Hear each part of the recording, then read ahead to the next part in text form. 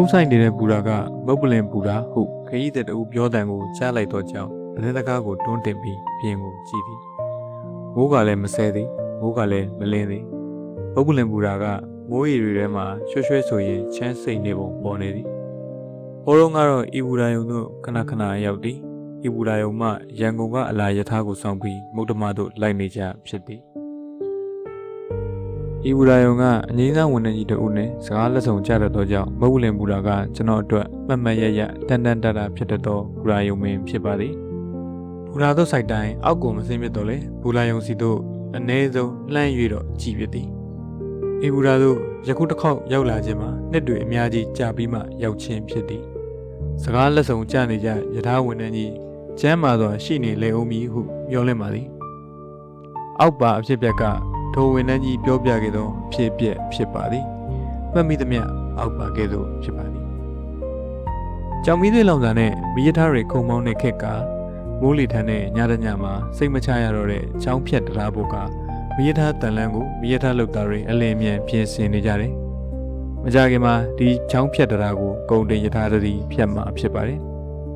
ဒီကုန်တင်တွဲတွေဆွဲလာတဲ့ရထားအချိန်မီဖြတ်ကျော်နိုင်အောင်ပြင်ဆင်နေပေမယ့်ရာသီဥတုဆိုးရွားနေတာကြောင့်နှောင့်နှေးချမ်းချမ်းမှုတွေဖြစ်နေတယ်။ဒါနဲ့တရားကတန်လန်းကိုကြီးကြပ်ပြင်ဆင်နေတဲ့အကြီးအကဲက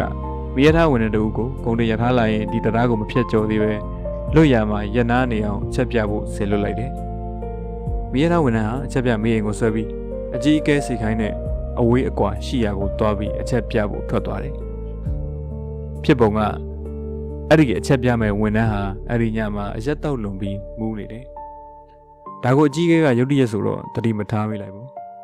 အဲ့ဒီအချက်ပြမဲ့ဝန်ထမ်းဟာတတ်မှတ်ပေးလိုက်တဲ့နေရာကိုရောက်တော့မီးအိမ်နဲ့အချက်ပြနေတယ်အဲ့ဒီမီးအိမ်မှာအစိမ့်အနီပြောင်းလို့ရတယ်အစိမ့်ဆိုရင်လာအနီဆိုရင်မလာနဲ့ရက်ပေါ့ဝန်ထမ်းဟာအနီမှန်ကိုပြောင်းပြီးရထားကိုရက်ဖို့အချက်ပြနေတယ်သူကအနီအောင်နဲ့ရက်ဖို့အချက်ပြနေပေမဲ့တကယ်ကသူပြနေချိန်မှာမီးအိမ်ထဲကမီးကငြိမ်နေတယ်အဲ့ဒါကိုသူကမူးနေတော့တတိမထားမိဘူးဖြစ်နေတယ်ကုန်တင်ရထားကဝင်လာပြီမီးရထားဝန်ထမ်းကမိုးရဲလေထဲမှာအချက်ပြတော့ပြနေပါရဲ့ကြိုးကြိုးဆဆတောင်ဝင်ဆောင်ရွက်နေရှာတာပါပဲဒါပေမဲ့မီးအိမ်တွေကမီးကတေးနေတာမသိတော့သူကြိုးစားဆောင်ရွက်နေတာဟာအချင်းကြီးဖြစ်နေတယ်မီးအိမ်နဲ့မီးမရှိတော့ကုန်ရထားမောင်းသမားကဘာမှမမြင်ဘူးပေါ့အဲ့ဒီလိုမမြင်တဲ့အတွက်ဆက်လက်ဖြစ်သွားတဲ့အဖြစ်အပျက်တွေကအနိဋ္ဌာယုံတွေကြီးပါပဲကုန်တွဲတွေတိမ်မောက်ပြီးဆုံးရှုံးမှုတွေလည်းအများကြီးထိခိုက်ဒဏ်ရာရသောသူတွေလည်းအများကြီးအချက်ပြဝန်ထမ်းကိုခေါ်ပြီးအကြီးအကဲဖြစ်သူကစစ်ဆေးမှုလုပ်တယ်ဝန်ထမ်းကသူအချက်ပြခဲ့ပါတယ်ပြနေခဲ့ပါတယ်လို့အခိုင်အမာပြောနေတယ်အကြီးအကဲဖြစ်သူကအချက်ပြနေတာတော့ဟုတ်ပြီဒါပေမဲ့အချက်ပြနေတဲ့မီးအိမ်ထဲမှာမီးရှိသလားလို့မေးတော့အချက်ပြဝန်ထမ်းကဇဝေဇဝါဖြစ်နေတယ်အချက်ပြနေတော့ကမီးရှိတယ်အခုမီးတဲ့အချိန်ကျမှမီးသေးနေတယ်လို့ပြောနေတယ်တကယ်ကမီးမရှိလို့အလင်းအောင်မရှိလို့အနိဋ္ဌာယုံတွေအလုံးဖြစ်ပြက်သွားတာပဲအရေးကြီးတဲ့လူမှုကိစ္စတွေဆောင်ရွက်တဲ့အခါအရေးကြီးတဲ့လူမှုပြဿနာတွေကိုဖြေရှင်းတဲ့အခါမှာအလင်းအောင်လိုတယ်အလင်းအောင်ရှိဖို့တိတ်အရေးကြီးတယ်ကျုပ်ပြောချင်တဲ့အလင်းအောင်ဆိုတာသတိတမစင်းလို့ခေါ်တဲ့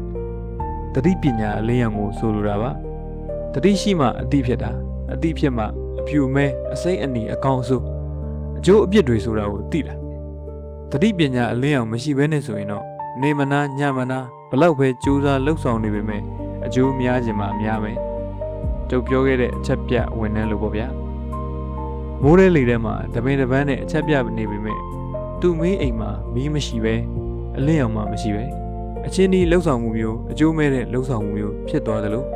သတိပညာအလင်းအောင်မရှိပဲလုပ်ရင်အကျိုးမများရုံမကအကျိုးမဲ့တွေပါဖြစ်ကုန်နိုင်တယ်အထက်ကသူစကားတွေကိုမှတ်တမ်းကလေးရေးထားရင်ကောင်းပါပဲဟုကျွန်တော်ကတွေးလာသည်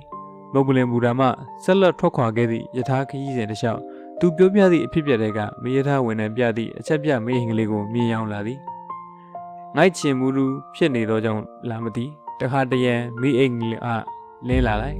တခါတရံမီးငိမ့်သွားလိုက်ဖြစ်နေသည်ကိုအမတ်ရနေပါသည်အတွဲ1အမတ်6ဒါသာသွေး